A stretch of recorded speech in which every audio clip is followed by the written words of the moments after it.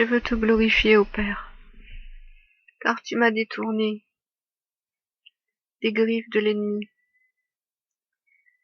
Tu m'as préservé de ses traits meurtriers, et tu m'as placé à l'abri sous ton manteau, car tu es mon refuge. Tu sais toutes choses. Tu connais les desseins de tous les hommes, avant même que leur bouche parle, car c'est de l'abondance du cœur que la bouche parle, a dit Yeshua. Qui est celui qui est juste? J'ai parlé pour les vivants, mais j'ai aussi parlé pour les morts. Non pas parce que je m'étais envoyé moi-même, mais bien parce que c'est Dieu qui m'a envoyé. Et il me l'a rappelé ce matin.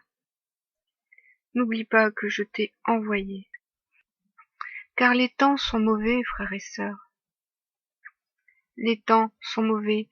Il y a des choses ici que je ne peux pas vous révéler, car je ne veux pas venir ici jouer les prophètes. Je n'ai jamais dit que j'étais prophète.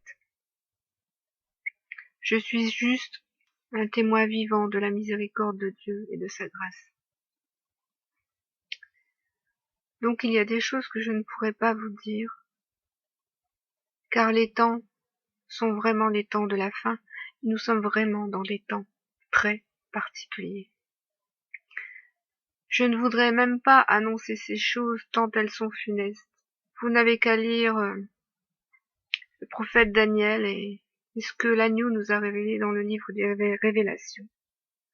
Ces choses nous ont déjà été annoncées. Mais chaque chose arrive en son temps, car Dieu a marqué les temps. Il a marqué les hommes de son sceau, son peuple, mais il a également marqué les temps. Et il se passe dans les choses célestes des choses qui ne sont pas visibles sur le plan terrestre. Des choses que les hommes ne peuvent voir, ne peuvent entendre, ne peuvent comprendre. Parce que c'est Dieu qui permet à l'homme d'avoir des oreilles pour entendre, et un cœur pour comprendre, et des yeux pour voir. Ainsi c'est Dieu qui décide à qui il ouvre les oreilles, à qui il ouvre la vue, à qui il circoncie le cœur à sa révélation. Ce n'est pas l'homme qui décide, c'est Dieu. Et je veux le glorifier, car il m'a placé sous son ombre. Il m'a caché dans son manteau. Certains ne comprennent pas pourquoi en ces temps, j'ai été appelé par mon Seigneur à aller au désert. Ceux qui sont véritablement Israël en ce moment vont se reconnaître dans mon témoignage. Eux aussi ont été appelés au désert. Et ce désert, ce n'est pas l'épreuve, comme certains l'enseignent dans de fausses doctrines. Ce désert n'est pas l'épreuve, c'est le lieu de la promesse. L'apostasie est arrivée à son comble. Alors réjouissez-vous, car Yeshua nous a annoncé ces choses, et qu'il fallait que l'apostasie paraisse pour le jour de son retour. Et l'apostasie est arrivée à son paroxysme. Je m'étais attelé à rectifier toutes les fausses doctrines, sans relâche, jusqu'à l'épuisement total. J'ai redressé tout ce qui pouvait être redressé. J'ai rectifié tout ce qui pouvait être rectifié. J'ai averti tous ceux qui pouvaient être avertis. J'ai exhorté tous ceux qui pouvaient être exhortés. J'ai appelé tous ceux qui pouvaient être appelés. Et maintenant le temps est venu que tout soit accompli, selon la parole. Que la parole soit accomplie. L'Esprit nous a bien dit que dans les derniers temps, beaucoup abandonneront la foi pour s'attacher à des doctrines de démons, que l'iniquité sera accrue, que la charité du plus grand nombre se refroidira. L'Esprit nous a vraiment enseigné des choses remarquables. L'hypocrisie des faux docteurs portant la marque de la flétrissure dans leur propre conscience. Que Dieu vous donne la révélation de ce que l'Esprit a révélé à Timothée, qu'il vous la donne. Il est venu le temps où les hommes ne supportent plus d'entendre la sainte parole, le saint enseignement, mais où ils ont la démangeaison d'entendre l'évangile qui leur plaît, où ils ont la démangeaison de faire dire de l'évangile des choses que Dieu n'a jamais dites, selon leur propre penchant, pour que ce ne soit non pas eux qui soient conformes à l'évangile, mais parce qu'ils veulent rendre l'évangile conforme à la dureté de leur cœur et à leur iniquité. Ainsi sont nombreux ceux qui se pardonnent eux-mêmes de vivre dans leurs péchés, croyant que Dieu agrée ces choses. L'apostasie, sachez-le, c'est l'infidélité. C'est aussi ceux qui ne sont ni froids ni bouillants, ou qui passent par le froid, par le bouillant, par le froid, par le bouillant, et qui finalement sont toujours tièdes. Et pourtant qui se réjouissent le jour où ils sont bouillants, ils se disent « Oh, aujourd'hui j'ai l'effusion de l'esprit, je sens le feu de l'esprit en moi, oui, mais le lendemain, ce feu est éteint. » Et en passant du froid au bouillant, on est toujours tiède. C'est la tiédeur. Et vous savez ce que Yeshua dit? Il ne supportera pas cette tiédeur, qu'il vous vomira de sa bouche. J'ai vu des filles et des fils de l'apostasie se lever devant moi,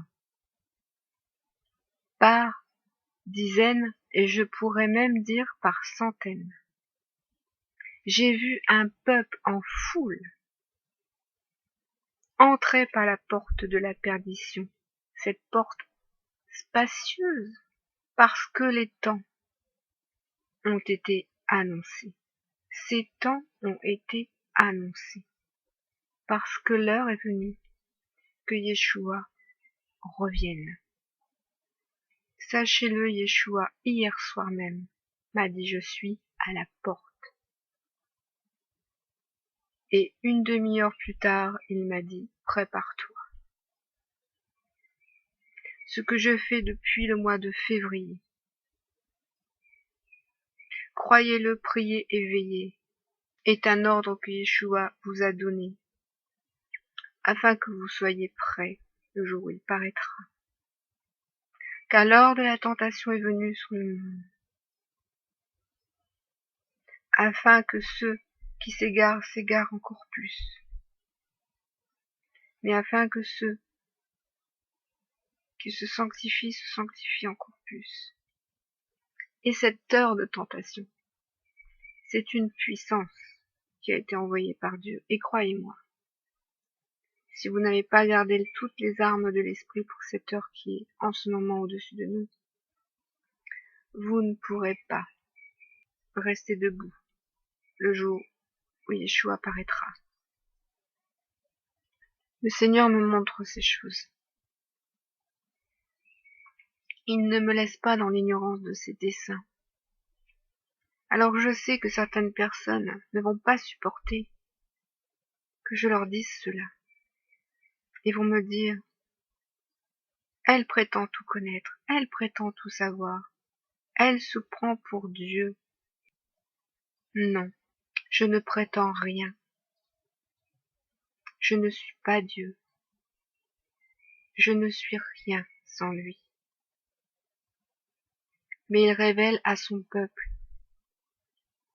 qui il est, ce qu'il fait, ce qu'il veut. Et nous savons ce qu'il nous ordonne. Au moment convenable, nous avons été placés dans le temps de Dieu. Premièrement, nous avons été placés dans le temps de la grâce. Ensuite, nous sommes placés dans le temps de la rédemption. car nous entrons dans le temps de la rédemption. La trompette va sonner, le mystère de Dieu va s'accomplir. À ceux qui ont des oreilles pour entendre ce que dit l'agneau, il l'a annoncé. Mais nombreux n'entendent pas, parce qu'ils n'entendent pas la voix de leur Dieu. Ils n'entendent pas ses convocations. Ils n'entendent pas son appel, parce qu'ils se sont détournés de lui pour écouter les hommes, les faux conducteurs, les faux prophètes, les faux pasteurs, et ils se sont fait des citernes percées. Bientôt viendra ce qui a été annoncé en Isaïe 3. Et vous puiserez l'eau dans vos fontaines percées, et vous ne pourrez pas y boire. Alors vous comprendrez ce que je vous disais aujourd'hui. Prenez garde. Prenez garde car nombreux s'opposent sans cesse à l'Esprit Saint. Nombreux s'opposent sans cesse à Dieu. Donc, frères et sœurs, n'oubliez pas que ce combat, c'est le combat de la foi, et que vous devez tenir ferme dans ces temps qui sont mauvais, et dans ces temps de tentation. Et que Yeshua revient. Je vous donne ma paix, et je vous bénis.